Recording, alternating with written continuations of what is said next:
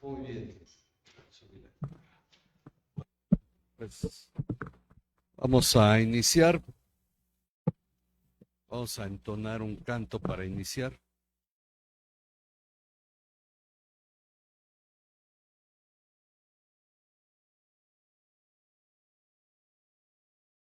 No que ya varias veces hemos cantado, si nos ponemos a orar, este mundo tiembla.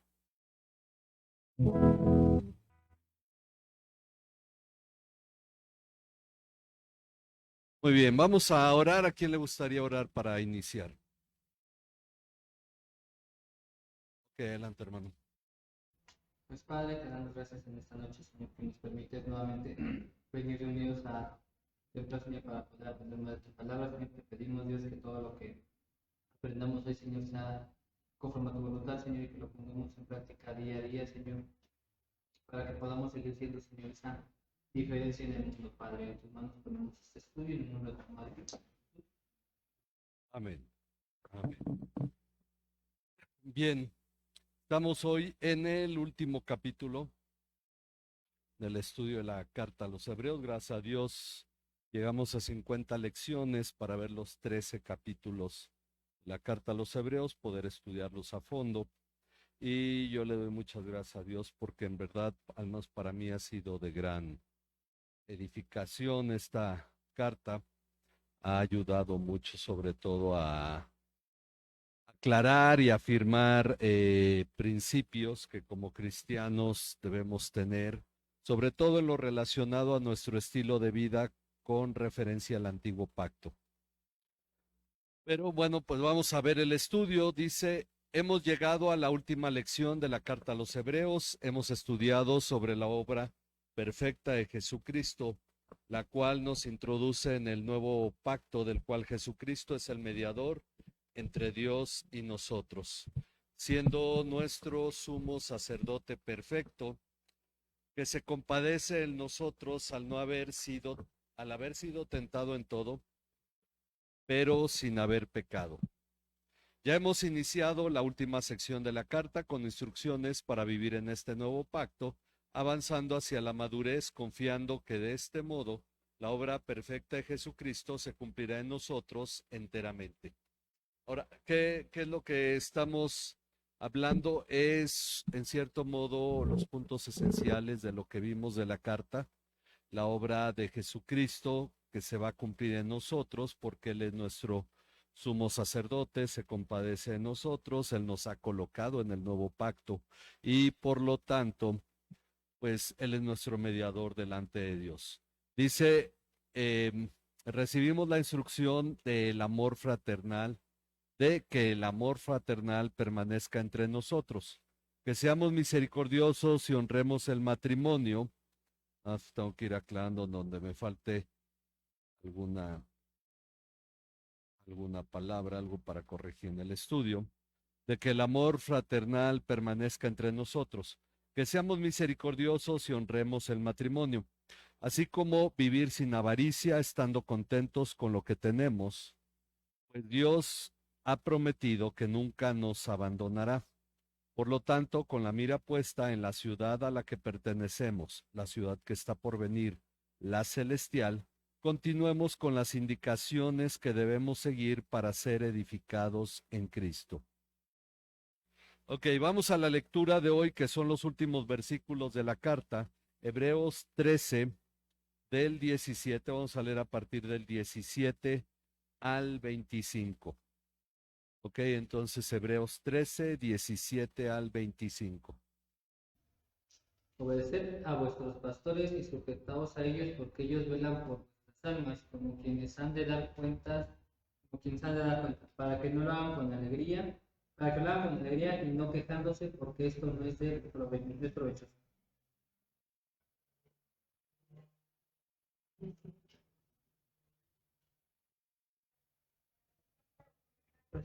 Versículo 18. Oren por nosotros, pues confiamos en que tenemos conciencia de que lo todo. Es más, les exhorto a hacer esto a fin de que yo les sea restituido muy pronto. El Dios de paz que resucitó de los muertos a nuestro Señor Jesucristo, el gran pastor de las ovejas, por la sangre del pacto eterno.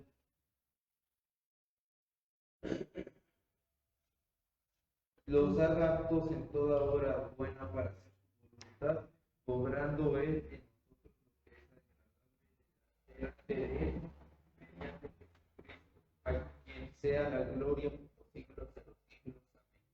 Amén. Les ruego, hermanos, que soporten la palabra de exhortación, pues les he escrito brevemente. Sabed que está en libertad nuestro hermano Timoteo, con el cual, si viniere pronto, iré a veros. Les ruego, saluden a todos los pastores y a todos los santos, los los saludos. La gracia sea con todos ustedes. Amén. Ok. Entonces tenemos en esta última lección que como todo lo que Dios establece, hay un orden. En todo lo que Dios establece, hay un orden. Por lo tanto, recibimos la siguiente instrucción: obedezcan a sus pastores. Obedezcan a sus pastores y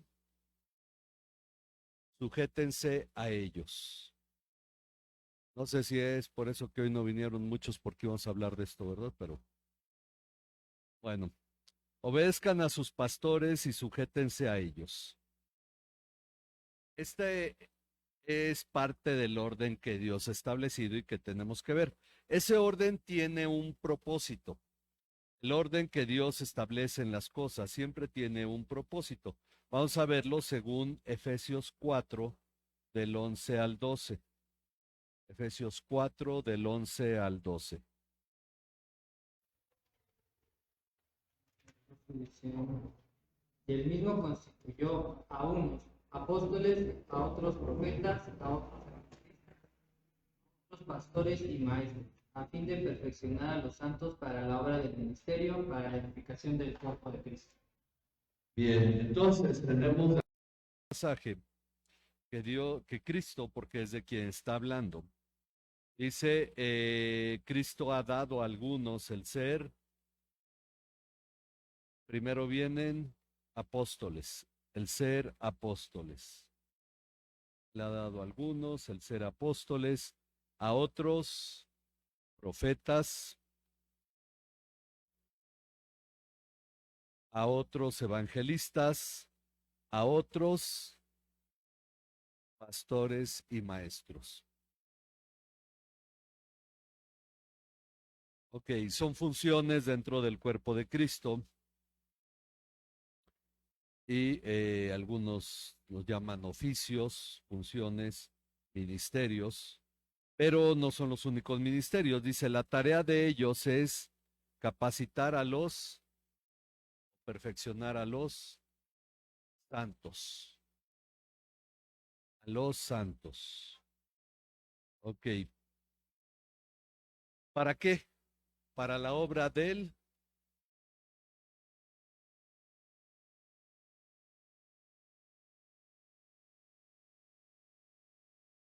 Que ahora vamos a dar un momento para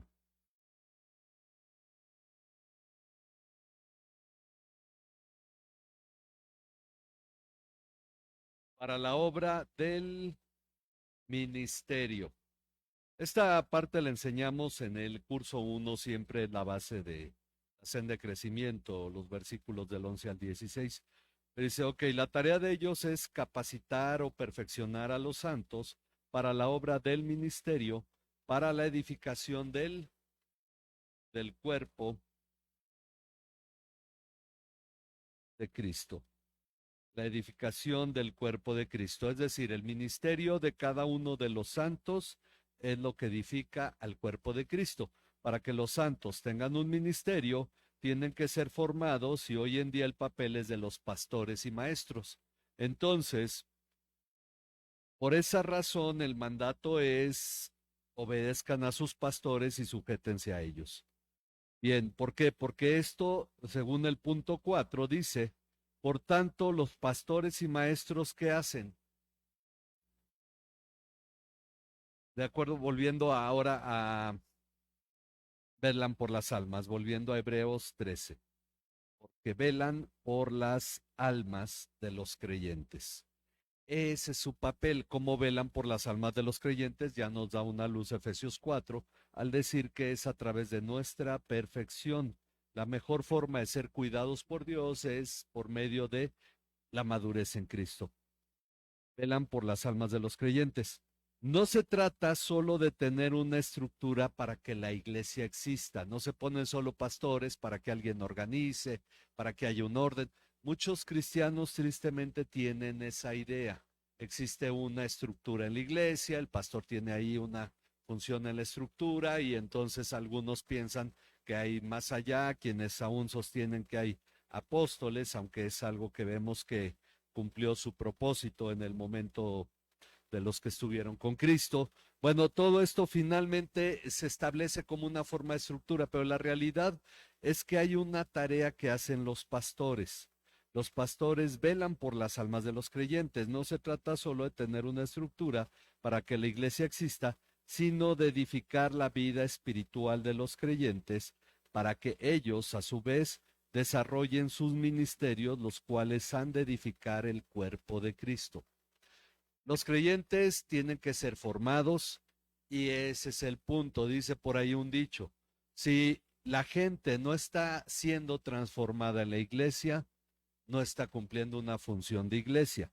Esa función la cumplen los pastores para formar a los creyentes. Entonces esperamos cambios en la vida de las personas. Ahora, el punto 5. Por lo tanto, los pastores hacen su obra como quienes han de qué? De dar cuenta. Ellos van a rendir cuentas delante de Cristo, los pastores, y cumplen su función de este llamado de Cristo, velando por las almas de los creyentes, como quienes han de dar cuenta. En Hechos 20:28, vamos a ver ahora con Zoe, Hechos 20:28.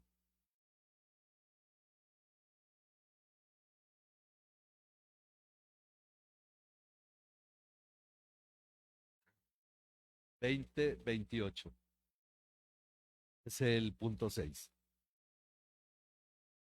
Vamos a ver lo que Pablo le dice a los ancianos de Éfeso, él exhorta a los ancianos de Éfeso.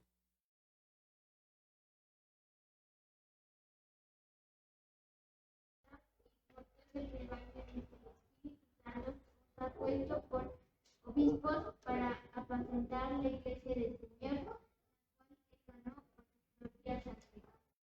Ok, entonces, bueno, siguiendo las palabras de la Nueva Biblia de las Américas, dice, tengan cuidado de sí mismos, pero también dice, y de toda la congregación, y de toda la congregación, tengan cuidado de sí mismos y de toda la congregación en medio de la cual el Espíritu Santo les ha hecho obispos. Les ha hecho obispos para pastorear la iglesia. Ok, ahora sí, la iglesia. En medio de la cual el Espíritu Santo les ha hecho obispos para pastorear la iglesia de Dios, la cual él compró con su propia sangre. La palabra obispo viene del griego episcopo, que significa el que ve por encima, que en el latín es supervisor. Es lo mismo, el que ve por encima de los demás, o en otras palabras, es el que está revisando, el que está viendo a todos. Obviamente su labor al ser obispo, al ser episcopo o al ser supervisor es cuidar de los demás. Por eso dice, los ha hecho obispos para pastorear la iglesia de Dios, la cual él compró por su propia sangre. Ahora, el cuidado que un pastor u obispo lleva a cabo en la iglesia es doble. Para velar por las almas de los creyentes debe primero velar por su propia vida espiritual.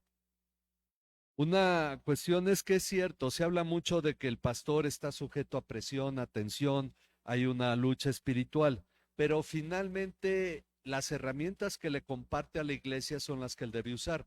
Yo siempre he pensado que cuando el matrimonio de un pastor falla, ya no puede pastorear, porque es como cuando un sistema de seguridad falla, pues ya quién le va a dar seguridad. El asunto es que si no cuidó su propio matrimonio, ¿cómo puede cuidar el de los demás? Son aspectos que llaman la atención. ¿Por qué? Porque tiene que velar primero aplicando lo suyo. Miren, vamos a ver cuál es uno de los problemas hoy en día. Debe velar por su propia vida espiritual, de otro modo no podría hacerlo por los demás. Es importante destacar esto por el hecho de que hoy en día la iglesia se ha llenado de predicadores, no de pastores. Muchos dicen, fulano es pastor. No pastorea ni un alma, ni la suya propia, pero predica. Se ha llenado de predicadores, pero no de pastores. Hombres y mujeres encantados de adquirir popularidad al decirle a los demás qué deben hacer, pero sin involucrarse en el cuidado de nadie en particular. Se paran en el púlpito, le dicen a todo mundo qué deben de hacer, cómo se deben portar, pero su vida es otra cosa. Nunca aplican lo que enseñan. Y además no se involucran en el cuidado de nadie en particular. Yo llegué una vez a escuchar un pastor que decía, y él primero se llamaba director, ya luego admitió que era pastor, pero él decía, es que se me acerca gente que tiene problemas. ¿Quién quiere escuchar gente que tiene problemas? Dice, no, pues le das la vuelta y tú hablas con la gente que está gozando realmente de la gracia de Dios. Pues entonces no puede ser pastor. Ok, entonces dice, eh, no se involucran en el cuidado de nadie en particular y mucho menos aplicando a su vida lo que imponen a los demás. Miren, vamos a ver Mateo 23 del 3 al 4.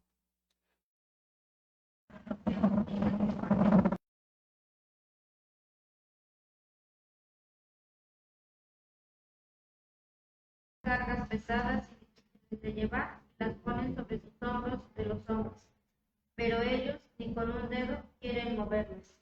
Ok, entonces los fariseos en el tiempo de Jesús, los escribas, le imponían cargas a la gente que ellos ni con el dedo querían tocarlas. Por eso Jesús les dice, lo que les digan que hagan, háganlo, pero no hagan lo que ellos hacen. Y el punto es que eso no justifica a los fariseos y escribas, pero sí manifestaba el hecho de que su enseñanza en sí no era mala, pero su ejemplo no servía de nada. Eso es lo que vemos mucho hoy en día porque hay predicadores y no pastores. Los pastores son los que velan por las almas. Ahora es cierto que la palabra original, como vimos en el estudio pasado, en este versículo 17 es dirigentes. Se ha traducido como pastores en la mayoría de las eh, muchas Biblias, considerando el hecho de que quienes dirigen la iglesia normalmente son los pastores, pero están los, bueno, pastores y maestros, hay ancianos y hay diáconos, hay personas al frente. El asunto es entender que los que velan por las almas de los cristianos es a quienes debemos sujetarnos. Y ese es el punto. ¿Por qué? Porque están velando por las almas de los cristianos. Entonces, ahí es donde encontramos lo que es la labor pastoral. Por eso se dice que el título es anciano, pero el oficio realmente es el pastorado o el ministerio. El que pastorea se puede llamar anciano, pero su labor es pastorear. Es a quien se le ha atribuido el término pastor y quien lo usó inicialmente en nuestra era fue Juan Calvino. Fue el que llamó a los ancianos maestros, ancianos gobernantes y ancianos pastores. Y ahí es de donde surge el término llamar pastor a los pastores. Yo cuando oigo un pastor que habla pestes de Calvino, digo, y si supieras de dónde viene tu título, porque lo usan mucho. Bueno, dice, por esa razón, vamos al punto 7. Los creyentes deben colaborar, permitiendo a los pastores que hagan su trabajo con alegría.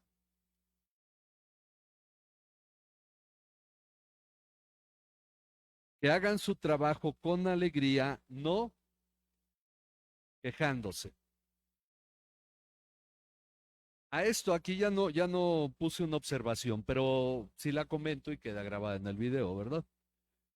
Generalmente los cristianos dicen, bueno, y si el pastor es abusivo, mi pregunta es, ¿y qué haces en esa iglesia? Estuve en un curso donde hubo una mesa redonda, era por internet, no conocí en persona a quienes participaban, pero porque no lo daba yo era alumno en el curso. Empezaron a comentar acerca de la vida espiritual, del cuidado pastoral, y hubo alguien que dijo, es que yo no le confío a mi pastor lo que pasa en mi vida, yo no confío en su ministerio.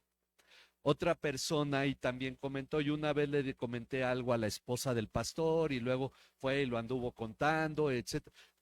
Entonces yo participé y comenté, el problema es que muchos pastores no entienden que son pastores y deben tener confianza los congregantes en los pastores. Pero si alguien no tiene confianza en su pastor, es tiempo de cambiarse de iglesia. Porque ¿cómo puede velar por el alma de un creyente que no le va a escuchar ni a hacer caso? Ahora, esto se da mucho en todo tipo de iglesias, incluyendo las iglesias históricas, donde los pastores se ven más como empleados de la iglesia que como quienes tienen el ministerio de velar por las armas de los creyentes. Llegan, cumplen su periodo de la iglesia y mantienen una cierta relación con la iglesia, pero no entienden que se trata de velar por los creyentes que ahí se congregan y que esos creyentes deben tener esa confianza de acercarse a ellos. Y es cierto, ha habido muchos que son abusivos en todo esto porque ni cristianos son. Ya la semana pasada hablamos, en la lección pasada, de que dice que lo que se debe evaluar es el fruto de su fe. Ahí lo vimos en el versículo 7 de Hebreos 13. Acuérdense de sus guías que les habló en la palabra de Dios. Y considerando el resultado de su conducta, es decir, el fruto de sus obras, imiten su fe. Entonces, como uno debe analizar lo que el fruto del trabajo del pastor para sujetarse, para que ellos lo hagan con alegría y no quejándose. En Filipenses 3:14, vamos a Filipenses 3:14.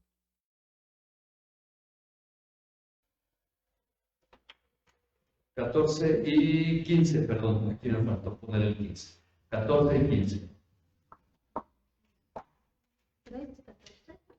Ajá, 14 y 15.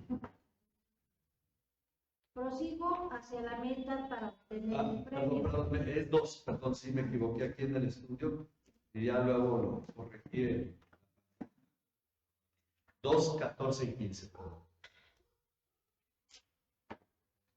Hagan todas las cosas sin murmuraciones ni discusiones, para que sean irreprensibles, sencillos, hijos de Dios, sin tacha en medio de una generación torcida y perversa, en medio de la cual ustedes resplandecen lugares en el mundo. Entonces dice, somos llamados a hacer todas las cosas sin murmuraciones, es la primera. Todas las cosas sin murmuraciones y contiendas, dice en la Reina Valera, discusiones, dice en la de las Américas, como gusten ponerle. Ok, sin pleitos sería, ¿verdad? Una contienda es un pleito. Bueno, sin murmuraciones ni discusiones, para ser irreprensibles y sencillos hijos de Dios sin mancha o tacha, según la versión que traigan o como gusten ponerle, en medio de una generación torcida y perversa. Ok, entonces dice que debemos hacerlo sin quejas, sin murmurar, sin discutir, sin quejarnos, para que seamos sin tacha en medio de esta generación. ¿Qué diferencia habría si hacemos las cosas como las hace el mundo? Luego dice, ya volviendo a Hebreos 13, por tanto, quejarse no es provechoso. Quejarse no sirve de nada. Quejarse no es provechoso para los creyentes. Y ahí tenemos el dicho aquí en la iglesia: antes de quejarte de algo, ora por ello. Quejarse no es provechoso para los creyentes. Es un daño a nuestra edificación y testimonio. Daño dentro de la edificación de la iglesia y daño al testimonio que damos hacia afuera. Tristemente, sí, la historia de la iglesia está llena de estos malos testimonios y de estos conflictos. Por eso, el agiógrafo, y recordemos que al hablar del agiógrafo estamos hablando del escritor humano de la carta. El agiógrafo, que evidentemente es un pastor, y esto lo vemos en sus palabras, es un pastor y maestro, pide que hagan ¿qué? Que oren por él y los demás. Por eso dice en plural, ¿verdad? Aunque pudiera estar hablando únicamente de él, pero señalándolo en una forma, dado que se tiene que quien escribió esta carta lo hace de una forma poética en varias ocasiones, dice: les ruego, hermanos, perdón, es en el versículo 18, ¿verdad? Oren por nosotros, ¿ok? Entonces, él pide que oren por él y los demás, pues confía que tiene una buena conciencia. Deseando una buena conciencia, deseando que conducirse honradamente en todo. Creo que eso debería ser considerado una de las características para el pastorado. ¿A qué se refiere al decir, creo que, confío que tengo buena conciencia, deseando conducirme honradamente en todo? Bueno, entendemos que esta carta fue un reto para los hebreos fuertemente arraigados en las costumbres del Antiguo Testamento. No comían carne de cerdo, guardaban el sábado, hacían ciertas cosas que finalmente la ley mandaba, pero luego llegan, reciben esta carta y además tienen juicios sobre cristianos que no hacen eso mismo y bueno, va poniendo en orden el tema. Y entonces cuando esta carta llega, pues muchos de ellos ha de haber sido difícil, ¿verdad? Entonces dice: y lo que él les escribe lo hace con buena conciencia, confiando que lo que ha dicho es correcto. Pues, bueno, y si está mal el hermano y estamos ofendiendo a Dios. Es como el tema del Día del Señor, el domingo, llamado el Día del Señor, y muchos llegaron, los puritanos en Inglaterra, a ser altamente estrictos en eso. A ellos les debemos y agradecemos, ¿no?, el descanso dominical. Estaba prohibido por ley hacer cualquier trabajo cuando ellos estuvieron al frente del Parlamento inglés, y entonces estaba prohibido hacer trabajos en domingo. Llegaron a puntos muy estrictos, todo considerando que si alguien faltaba eso, pues estaba ofendiendo a Dios, ¿verdad? Se les olvidaron algunas cosas porque no edificaron y bueno, finalmente cuando hubo un nuevo rey ya no supieron moverse y hubo algunos conflictos ahí que enseñan mucho de la historia. No nos ha tocado ahorita ese tema, pero el punto es que ahí es donde la gente teme, dice: bueno, es que ya me dijeron que todos los días son días del Señor, porque ya la ley era donde se consideraban los días y era algo externo, mientras que en el nuevo pacto el asunto es interno. Entonces ya no hay un día específico, no estamos sujetos a fiestas o a tipos de comida. ¿Y qué tal que si yo tomo esa libertad y ofendo a Dios? Entonces había un temor, seguramente lo hubo en muchos cristianos. Por eso tenemos, incluso hay que notar una cosa: en el Concilio de Jerusalén, que tuvieron para establecer lo que se le demandaba a los gentiles, se les mandó lo que era apartarse de los ídolos, de la fornicación, de la comida de animales ahogados y de comer sangre. Y luego dicen, y es muy claro: no les imponemos otra cosa más, ni siquiera un día obligatorio de reunión. Nos reunimos el domingo porque ese día Jesucristo resucitó y lo celebramos, pero no es una imposición. Si una iglesia se reúne otro día en la semana, también glorifica a Dios. El punto es que al enseñar eso, hay quienes para ellos es un reto. Si para algunos cambiar de versión de la Biblia ya es un reto, oye, no, pero pues es que esa otra Biblia no dice Jehová, y entonces se establece un problema. Bueno, el autor de la carta, el agiógrafo, porque el autor es Dios, el agiógrafo, que es el escritor de la carta, dice, yo estoy convencido, confío en que tengo buena conciencia, deseando conducirme honradamente en todo. Lo que acabo de escribir, se los estoy diciendo de la manera más honesta, confiando que me estoy conduciendo con toda honradez. Y esa era la conciencia del escritor, que estaba siendo guiado por el Espíritu de Dios. Eso es lo que en realidad para nosotros es la base de nuestra fe, la Biblia. Ya no conocemos y solamente los que recibieron la carta posiblemente hayan sido los únicos que supieron quién la escribió, pero para nosotros es el hecho de que es la palabra de Dios, es la Biblia. Entonces, por eso establecemos nuestra confianza en ello. Por lo tanto, les exhorta a que oren por él para que él mismo les sea restituido pronto.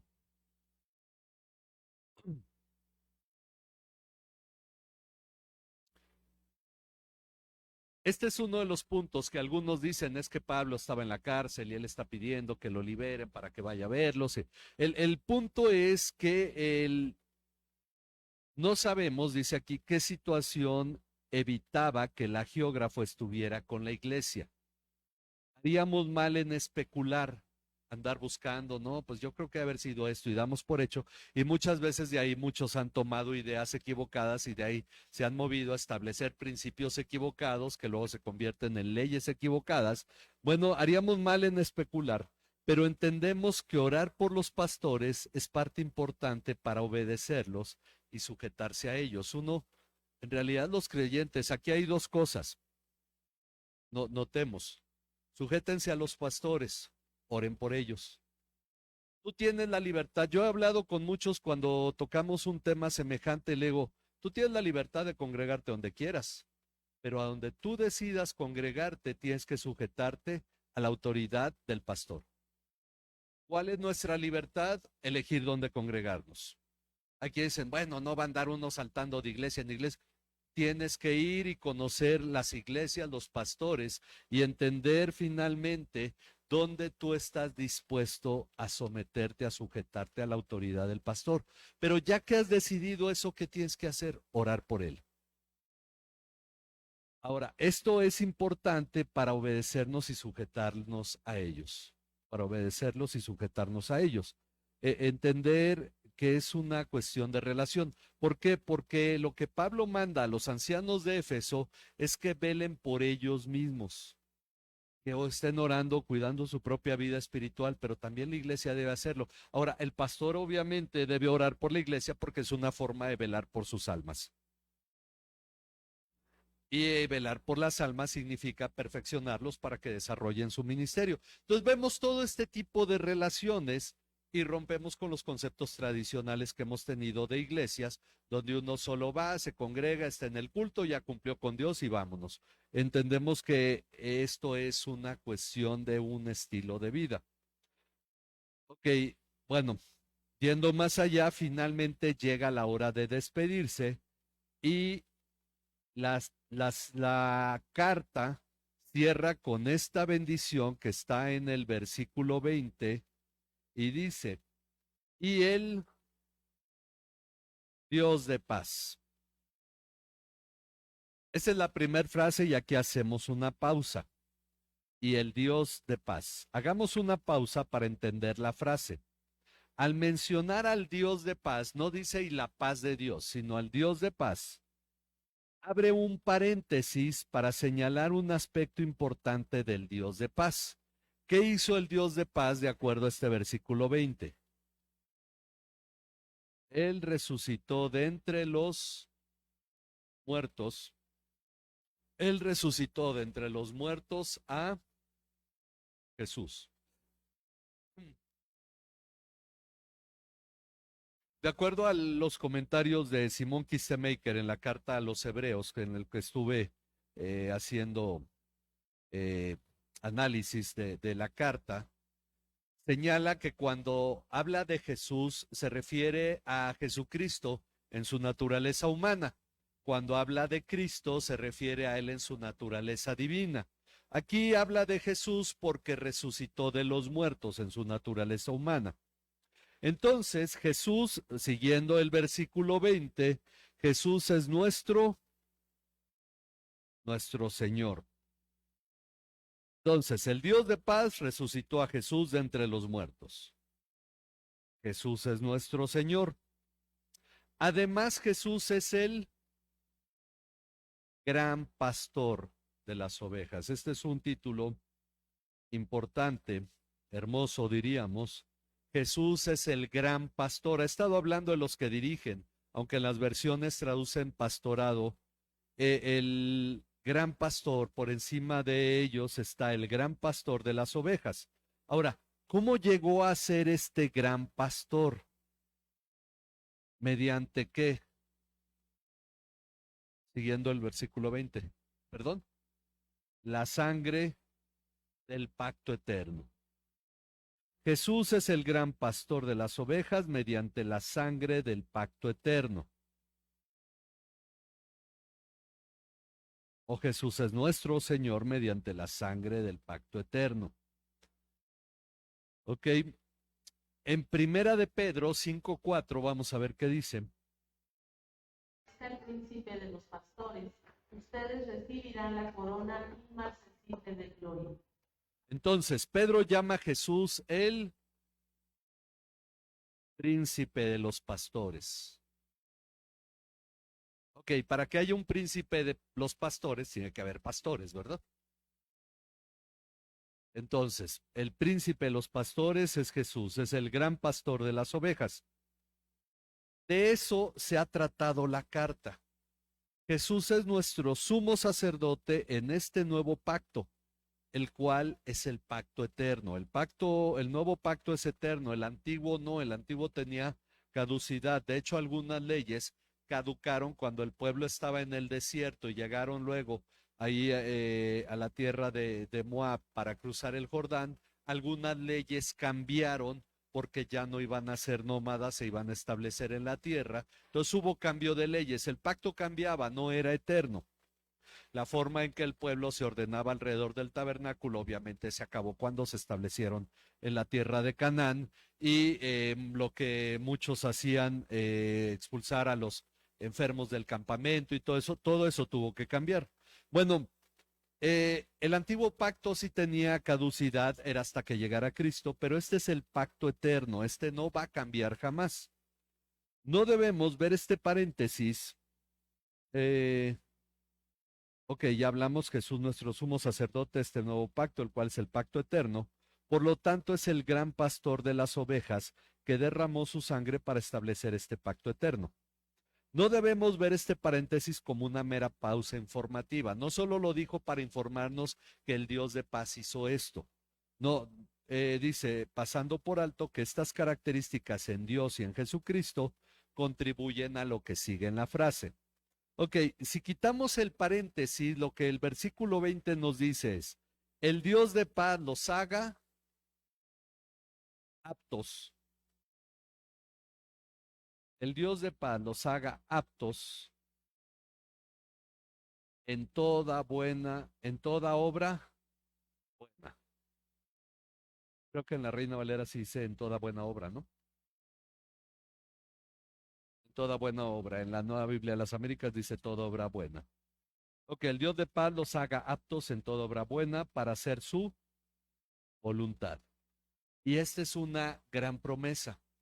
Todo lo que nos ha dicho la carta en el último capítulo y en el 12 también, y lo que venía en el 10, en el 11, que vimos los ejemplos de los hombres de la fe y todo esto, está sustentado en la capacidad que Dios nos da. Él nos hace aptos. Hemos visto que Dios usa ministros para esta perfección. Lo vimos en Efesios 4. Además de que es el propósito de su palabra, vamos a ver 2 Timoteo 3, 16 al 17. Es inspirada por Dios y útil para enseñar, para reprender, para corregir, para instruir en justicia, a fin de que el hombre de Dios sea perfecto, equipado para toda buena obra. Ok, entonces aquí vemos el mismo principio, pongamos el final de la frase, a fin de que el hombre de Dios sea perfecto. La palabra de Dios está dada para que el hombre de Dios sea perfecto, equipado para toda buena obra.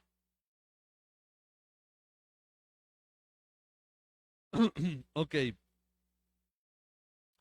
Así que la capacidad que necesitamos para hacer la voluntad de Dios es obra de Dios mismo. Él nos hace aptos a través de su palabra y a través de los ministros que Él ha puesto. Ok. Obrando Él en nosotros lo que es que, ahora siguiendo el capítulo 13 de Hebreos, lo que es agradable. Obrando Él en nosotros lo que es agradable delante de Él. Y esto lo hace mediante, dice ahí, lo que es agradable delante de Él. Luego, ¿qué dice? Siguiendo el, mediante Jesucristo. Ok, entonces esto lo hace mediante Jesucristo.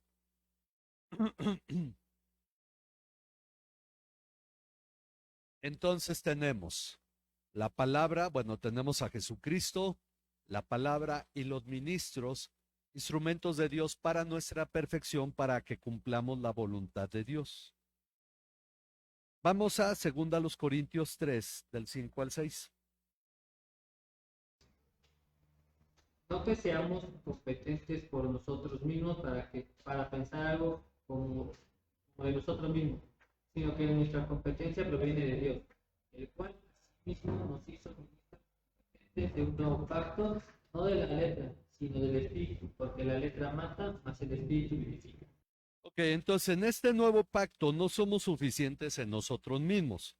No es como échale ganas, hermano, usted puede, y etcétera. No, no se trata, sí tenemos que ser animados, pero no es nomás cuestión de echarnos porras, sino de ser transformados por Dios.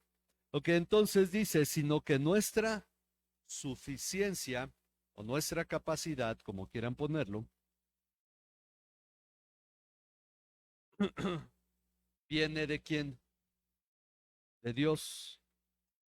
O nuestra competencia, dice en la Reina Valera. No somos competentes en nosotros mismos, no somos suficientes en nosotros mismos, sino que nuestra suficiencia o competencia viene de Dios. Él nos ha hecho ministros competentes de este nuevo pacto.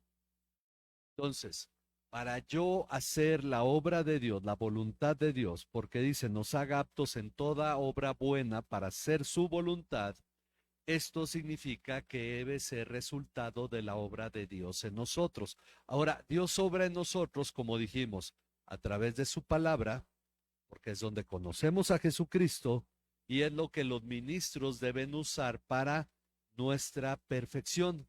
Entonces, por eso afirmamos siempre constantemente esta importancia de leer, de estudiar la palabra de Dios. Ok, punto 21. Recordemos que Jesucristo es nuestro mediador. Por eso esta obra la realiza Dios en nosotros a través de Jesucristo, como acabamos de leer. A quien sea la gloria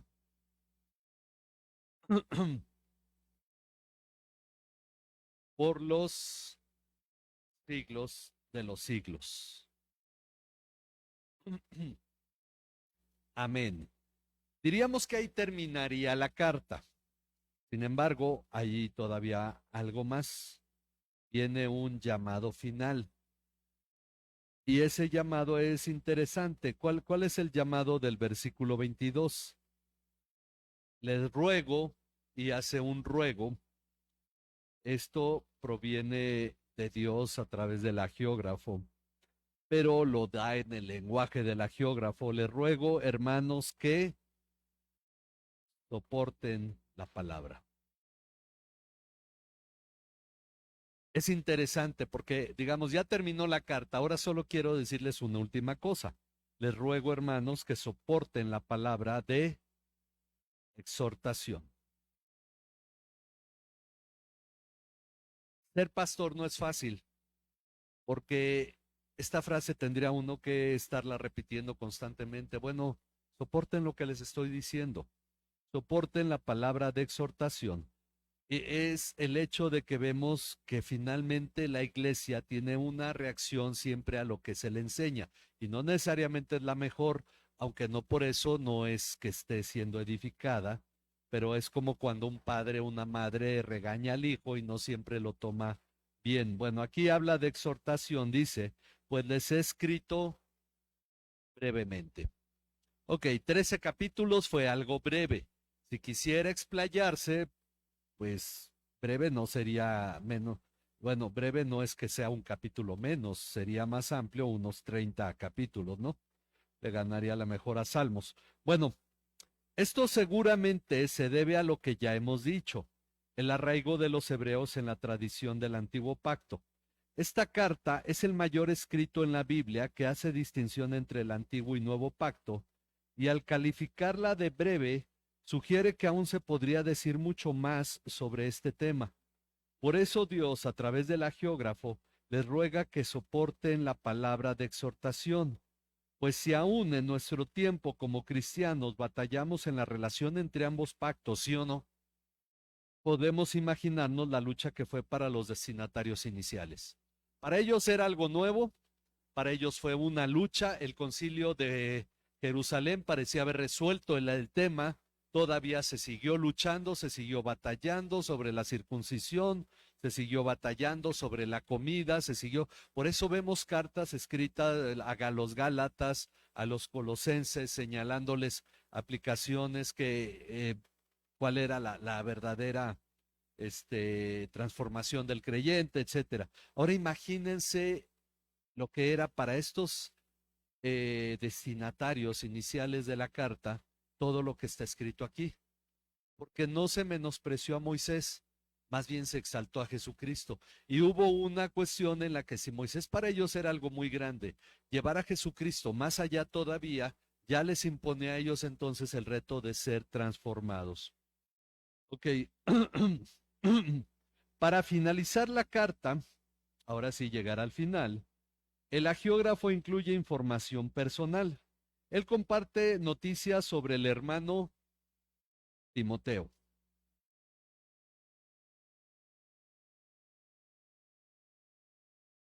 que ha sido puesto en libertad.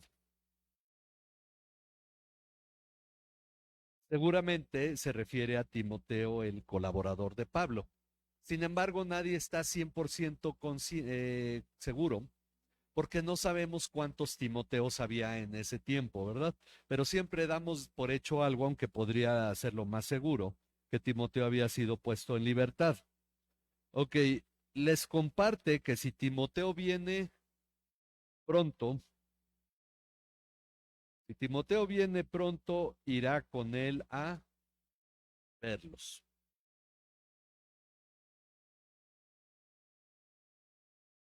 Hay una cosa importante. Entonces el agiógrafo no estaba en la cárcel. ¿O sí? Digo, porque que Timoteo salga en libertad no significa que acá otro juez va a decir, ya salte, ¿no? Significa que había una cuestión que estaba limitando al agiógrafo. Entonces no podemos dar por hecho que Pablo está escribiendo desde la cárcel y dice, cuando venga Timoteo yo me voy porque a lo mejor él trae la lima para cortar los barrotes, ¿no? El tema es que no podemos tampoco asegurar que no estaba en la cárcel, pero es lo más probable que no estaba en la cárcel. Había una cuestión por la cual no había sido, no ha estado con ellos, posiblemente estaba enfermo y ya se sentía mejor, entonces si llegaba Timoteo, pues le podía ayudar, etcétera.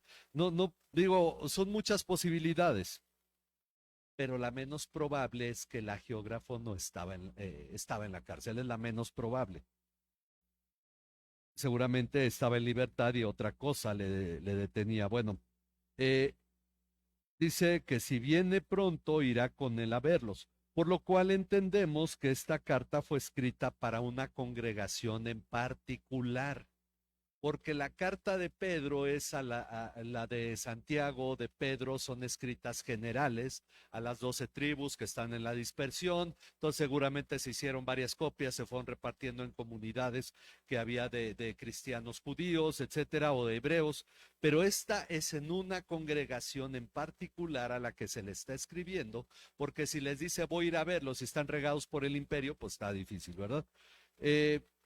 Entendemos que es para una congregación en particular, y también lo vemos en el hecho de que se envían saludos a todos sus pastores. Recordemos que los ancianos eran considerados pastores y por eso había varios en cada iglesia, porque se considera que por lo menos en la mayoría de las ciudades había solo una iglesia.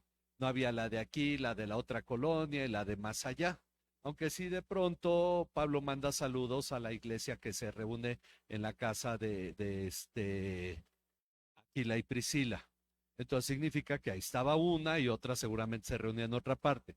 Pero el tema es que generalmente en cada ciudad, como era una sola iglesia, era grande y había varios pastores. Ok, se le envía saludos a todos sus pastores y a todos los santos.